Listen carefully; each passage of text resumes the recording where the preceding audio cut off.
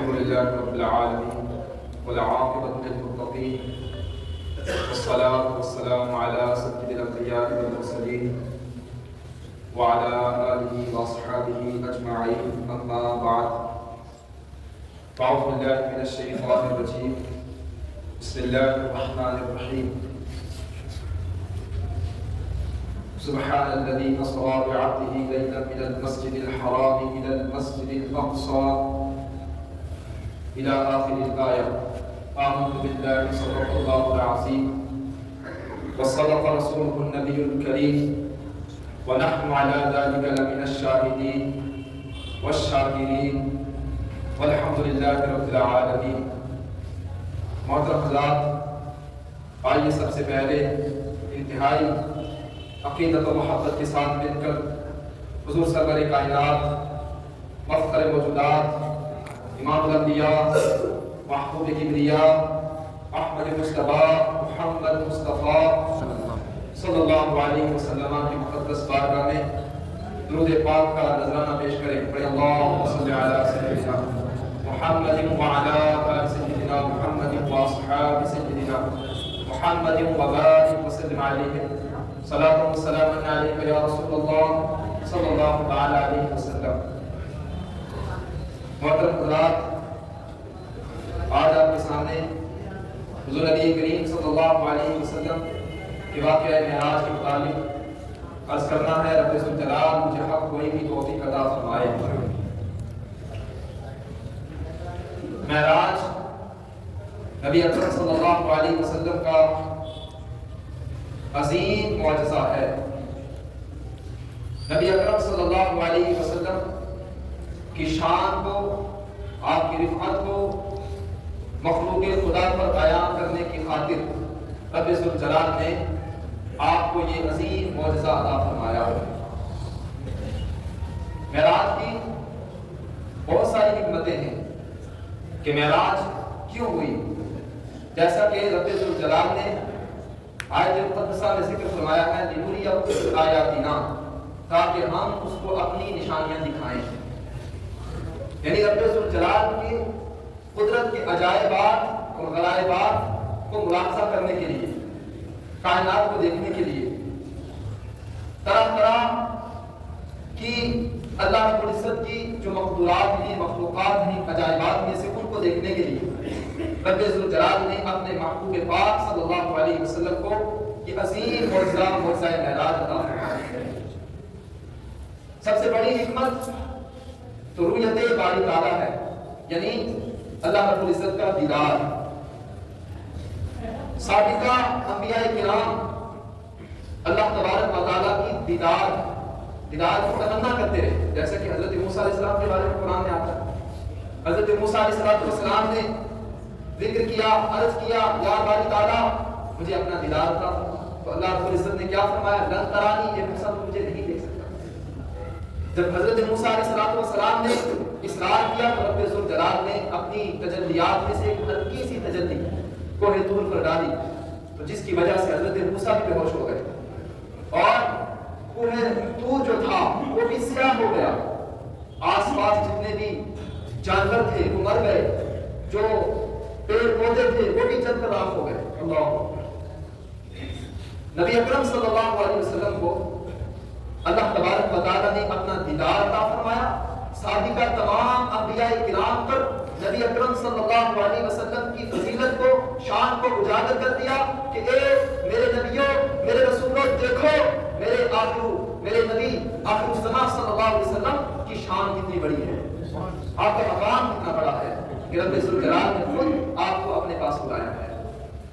اور پھر اور جنت کی سیر کرائی، جہنم آسمانوں کی سیر کرائی، لوح محفوظ ہے، سدرۃ المنتہا ہے، اس کے علاوہ عرش اعظم ہے، جنت دوزخ، نہ جانے اور کتنے عجائبات رب ذوالجلال نے اپنے محبوب پاک صلی اللہ علیہ وسلم کو دیا ہے.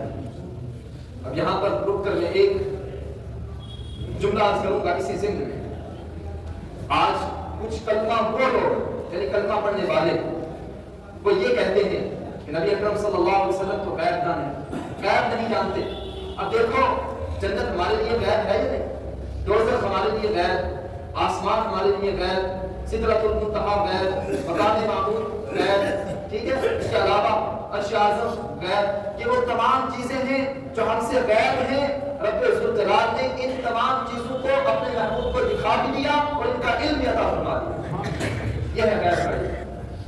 ہمارے لیے تو وہ غیب ہیں, لیکن نبی اکرم صلی اللہ علیہ وسلم کے لیے غیب تھی, لیکن اللہ نے علم بھی عطا فرما دیا اور دکھا بھی دی. لہذا اب غیب نہیں, اب ان تمام چیزوں کا نبی اکرم صلی اللہ علیہ وسلم کو علم عطا فرما دیا.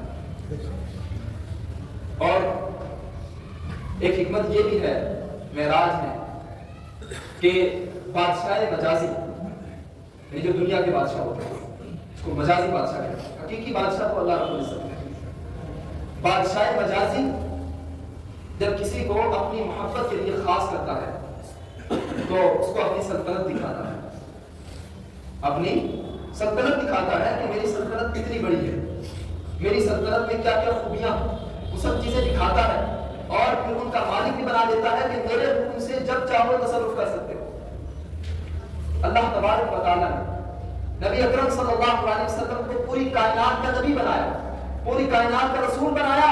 لہذا ضروری تھا کہ جب پوری کائنات کی رسالت عطا فرما دی, نبوت عطا فرما دی, لہذا اب پوری کائنات دکھائی جائے, مالک بھی بنا دیا جائے. اسی لیے اللہ تبارک و تعالیٰ نے اپنے محبوب کو کائنات کی سیر کرائی, کائنات کو دکھا دیا اور کائنات کا مالک بھی بنا دیا کہ میرے حکم سے میرے محبوب, میرے حکم سے, میرے حکم سے, میرے اذن سے جب چاہو تصرف کر سکتے ہو. اس لیے نبی اکرم صلی اللہ علیہ وسلم نے فرمایا حدیث پاک میں ذویت لیل ارض فرائیت مشارقها و مغاربها, سرکار فرماتے ہیں رب ذوالجلال نے زمین کو میرے لیے سمیٹ دیا, میں نے اس زمین کی مشارق اور مغارب کو دیکھ لیا. سبحان اللہ, یعنی مشرقوں کو مغربوں کو میں نے دیکھ لیا, زمین کو میرے لیے سمیٹ دیا. دوسری حدیث پاک میں ہے اوتیت مفاتیح خزائن الارض, رب ذوالجلال نے مجھے زمین کے خزانوں کی چابیاں عطا فرما دی. سبحان اللہ. تو یہ حکمت ہے کہ میرے محبوب صلی اللہ علیہ وسلم کو کائنات دکھائی جائے کہ کتنی بڑی کائنات ہے, کیا کیا خوبیاں ہیں. رب ذوالجلال نے اس واسطے نبی اکرم صلی اللہ علیہ وسلم کو واقعہ معراج عطا فرمایا, یہ معراج کا عظیم معجزہ عطا فرمایا. اس کے علاوہ اور بھی بڑی حکمتیں ہیں. حضور صلی اللہ علیہ وسلم کا یہ جو معجزہ ہے معراج, یہ کب ہوا اور اس کی کیفیت کیا ہے, اس میں اختلاف ہے. بعض نے کہا کہ ہجرت سے 1 سال پہلے, یعنی ابن حزم کا قول ہے. بعض نے کہا ہجرت سے 2 سال پہلے, بعض نے کہا ہجرت سے 3 سال پہلے, اور کس مہینے میں ہوئی اس میں بھی اختلاف ہے. لیکن جو راجح اور مرجوح قول, جو راجح قول ہے, جو اصح قول ہے, یعنی جس پر جمہور کا اتفاق ہے, تفسیر حلبی کے اندر لکھا ہے کہ 27 رجب المرجب کو آقا صلی اللہ علیہ وسلم کو معراج عطا فرمایا گیا. یہی مہینہ ہے. دن کون سا ہے اس میں بھی اختلاف ہے. بعض نے کہا کہ جمعرات ہے, بعض نے کہا کہ ہفتے کا دن ہے, بعض نے کہا کہ پیر کا دن ہے. لیکن ان تمام دنوں میں سب سے معتبر, سب سے اصح قول جو ہے وہ یہی ہے کہ پیر کا دن تھا. کیوں؟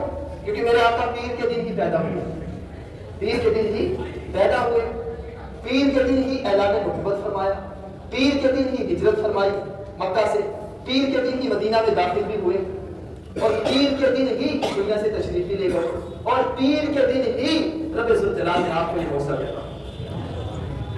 تو زیادہ معتبر, اصح اور راجح قول یہی ہے کہ پیر کا دن تھا, 27 رجب المرجب تھی.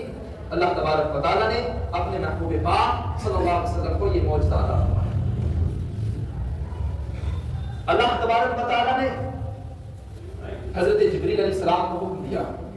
بڑا خوبصورت واقعہ ہے. اللہ تعالیٰ نے کس طرح اپنے محبوب صلی اللہ علیہ وسلم کی شان کو اجاگر کیا. اللہ تعالیٰ نے حضرت جبریل علیہ السلام کو حکم دیا کہ جبریل ملائکہ میں اعلان کر دو, اعلان کر دو میرے محبوب صلی اللہ علیہ وسلم کے لیے سب کے سب انتظام کریں. اسرائیل سے کہہ دو آج ارواح کو قبض کرنا روک دیں. اسرافیل کو کہہ دو آج سور پھونکنا چھوڑ دیں. اسی طرح باقی ملائک میں اعلان کیا گیا سب کے سب رک جاؤ، میرے محبوب صلی اللہ علیہ وسلم کے لیے آراستہ پیراستہ ہو جاؤ. سبحان اللہ. دروازہ جنت سے کہا گیا جنت کو سوار دو، اور پرانے بہشت سے کہا گیا راستہ پیراستہ ہو کر زر و جواہر کے طبق لے کر جو ہے غرفائے جنت میں سب بستہ کھڑی ہو جاؤ میرے محبوب کے لیے. سبحان اللہ. دروازہ جہنم سے کہا گیا جہنم کے دروازوں کو بند کر دو، آسمان کے سارے دروازوں کو کھول دو. اور پھر نبی اکرم صلی اللہ علیہ وسلم کے معراج کے لیے اللہ نے حکم دیا حضرت جبریل کو 70,000 فرشتوں کو لے کر جنت میں جاؤ، وہاں سے براق لاؤ. حضرت جبریل 70,000 فرشتوں کو اپنی معیت میں لیتے ہوئے جنت میں پہنچتے ہیں تو کیا دیکھتے ہیں؟ 40,000 براق جنت میں چل رہے تھے. 40,000 براق، ہر براق کے ماتھے پر نبی اکرم صلی اللہ علیہ وسلم کا مقدس نام محمد صلی اللہ علیہ وسلم لکھا ہوا تھا. لیکن ایک براق جو رو رہا تھا، آنکھوں سے آنسو کی برسات ہے، نہ ڈھال ہے، پریشان ہے، نہ کھاتا ہے نہ پیتا ہے. حضرت جبریل علیہ السلام اس کے پاس جاتے ہیں، پوچھتے ہیں کہ تیری یہ کیفیت کیا کیسے ہے، کیوں ہے، کیوں نہیں کھاتا، کیوں نہیں پیتا، یہ آنسو کی برسات کیوں جاری ہے آنکھوں سے؟ اس نے عرض کیا آج سے صدیوں سال پہلے محمد صلی اللہ علیہ وسلم کا نام سنا تھا، تب سے لے کر آج تک ان کے دیدار شوق میں تڑپ رہا ہوں. دیدار شوق، اشتیاق دید میں تڑپ رہا. نہ کھانے کو دل کرتا ہے، نہ پینے کو دل کرتا ہے، نہ چین ہے، نہ سکون ہے، نہ آرام ہے. اللہ یہ محبت دیکھ کر اس براق کی حضرت جبریل علیہ السلام نے اسی براق کو منتخب کرا، اس براق کو لے کر آئے. نبی اکرم صلی اللہ علیہ وسلم کی بارگاہ میں حاضر ہوئے. مقام مصطفیٰ دیکھو، سبحان اللہ. مقام مصطفیٰ نبی اکرم صلی اللہ علیہ وسلم کی خدمت میں حاضر ہوتے ہیں. نبی اکرم صلی اللہ علیہ وسلم نماز عشاء پڑھ کر بستر استراحت پر آرام فرما رہے تھے. تو آپ حضور کو آرام فرما رہے تھے، حضور کو جگائیں کیسے؟ بلا تو سکتے نہیں. مقام مصطفیٰ جو ہے، ادب رسالت جو ہے، بلا نہیں سکتے، آواز بلند نہیں کر سکتے، تو کس طرح جگائیں؟ اللہ رب العزت کی طرف سے حکم ہوا کہ جبریل اپنے یہ نورانی لب میرے محبوب کے تلووں پہ لگا. اللہ سبحان اللہ، کیا شان ہے. حضرت جبریل علیہ السلام نے اپنے یہ مبارک لب نبی اکرم صلی اللہ علیہ وسلم کے نورانی تلووں پہ لگا دیے. اس سے حضور علیہ السلام کے حضور کو ٹھنڈک محسوس ہوئی، حضور بیدار ہوئے. مطلب جگانے کا انداز دیکھو، طریقہ دیکھو، ادب رسالت دیکھو، ادب نبوت دیکھو، مقام مصطفیٰ دیکھو صلی اللہ علیہ وسلم. اس کے بعد نبی اکرم صلی اللہ علیہ وسلم کو وہاں سے حتیم کعبہ لے جایا جاتا ہے. اب یہ معراج ہوئی کہاں سے؟ اس میں بھی اختلاف ہے. بعض نے کہا حضور کے اپنے گھر سے ہوئی، چھت کو پھاڑ دیا گیا، بخاری میں یہ حدیث روایت ہے. بعض نے کہا حضرت ام ہانی کے گھر سے ہوئی. بعض نے کہا کہ دوسرے مقام سے ہوئی. اس میں اختلاف ہے، 4 قول ہے. لیکن ابن حجر اسقلانی رحمۃ اللہ علیہ لکھا ہے کہ آپ حضرت ام ہانی کے گھر تشریف فرما. یہ قول سب سے معتبر ہے. کیوں؟ کیونکہ آپ نے حضرت ام ہانی کے گھر کو اپنا گھر بنا لیا تھا محبت کی وجہ سے. تو اس لیے فرمایا گیا بخاری میں کہ اپنے گھر سے ہوئی. لیکن بہترین معتبر اصح قول یہی ہے کہ حضرت آپ جو ہیں وہ حضرت ام ہانی کے گھر تشریف فرما. وہاں سے حضور علیہ السلام کو حتیم کعبہ لایا جاتا ہے. آپ کے سینہ مبارکہ کو چاک کیا جاتا ہے اور قلب مقدس کو نکالا جاتا ہے. آب زمزم سے دھویا جاتا ہے سونے کی تشت میں رکھ کے. اب شق صدر یعنی سینہ مبارکہ کو چاک کیا گیا. کتنی بار؟ 4 بار. سب سے پہلے آقا صلی اللہ علیہ وسلم جب حضرت حلیمہ سعدیہ رضی اللہ تعالیٰ عنہ کے کرتے تھے اس وقت پہلی بار. دوسری بار جب آپ کی عمر شریف 10 سال کی تھی. تیسری بار جب آپ پر سب سے پہلی وحی کا نزول ہوا غار حرا. اور چوتھی بار جب آپ کو معراج کے لیے بلایا گیا. 4 مرتبہ نبی اکرم صلی اللہ علیہ وسلم کا شق صدر فرمایا گیا. تو اس میں حکمتیں ہیں. نبی اکرم صلی اللہ علیہ وسلم اس کے بعد جو ہے آپ سفر شروع فرماتے ہیں براق پر سوار ہو کر. بڑے عجائبات دیکھتے ہیں راستے میں. جو نبی اکرم صلی اللہ علیہ وسلم کا گزر ایک ایسے قوم سے ہوا جس قوم کے سروں کو پتھروں سے کچلا جا رہا ہے، سروں کو پتھروں سے کچل دیا جاتا، پھر وہ سر سلامت ہو جاتے، پھر کچل دیا جاتا، پھر سلامت ہو جاتے، یعنی یہی متواتر ان پر عذاب ہو رہا تھا۔ عرض کیا گیا، حضرت جبریل نے عرض کیا یا رسول اللہ یہ وہ قوم ہے جو نماز نہیں پڑھا کرتی تھی، یہ تارکین صلاۃ ہیں، نماز کو چھوڑنے والے ہیں، ترک صلاۃ کی وجہ سے رب ذوالجلال نے ان پر یہ عذاب مسلط کر دیا ہے۔ پھر نبی اکرم صلی اللہ علیہ وسلم کا گزر ایک ایسے قوم سے ہوا کہ جو کانٹے دار زقوم کھا رہے ہیں، اللہ اکبر، اور پوچھا گیا یہ کون سی قوم ہے؟ تو حضور کو بتایا کہ یہ وہ قوم ہے جو زکوٰۃ نہیں دیا کرتی تھی، اللہ اکبر، زکوٰۃ نہیں دیتے تھے۔ پھر نبی اکرم صلی اللہ علیہ وسلم کا گزر ایک ایسے قوم سے ہوا جس کے پیٹ کوٹھڑیوں کی مانند تھے، بڑے بڑے پیٹ۔ پوچھا گیا یہ کون سی قوم ہے؟ بتایا یہ سود خور ہے، جو سود کھایا کرتے تھے۔ یعنی مختلف قسم کے احوال عجائبات حضور کو دکھائے گئے، تارکین صلاۃ کا انجام، تارکین زکوٰۃ کا انجام، سود خوروں کا انجام، اور مسکینوں کا مال کھانے والوں کا انجام۔ اللہ اکبر، اللہ تعالی ہم سب کو ان تمام چیزوں سے محفوظ فرمائے، آمین۔ نبی اکرم صلی اللہ علیہ وسلم مسجد اقصی پہنچنے کا ہے، اللہ تبارک و تعالی ہم سب کو عمل کثیرہ کی توفیق عطا فرمائے۔ واخر میں جو کچھ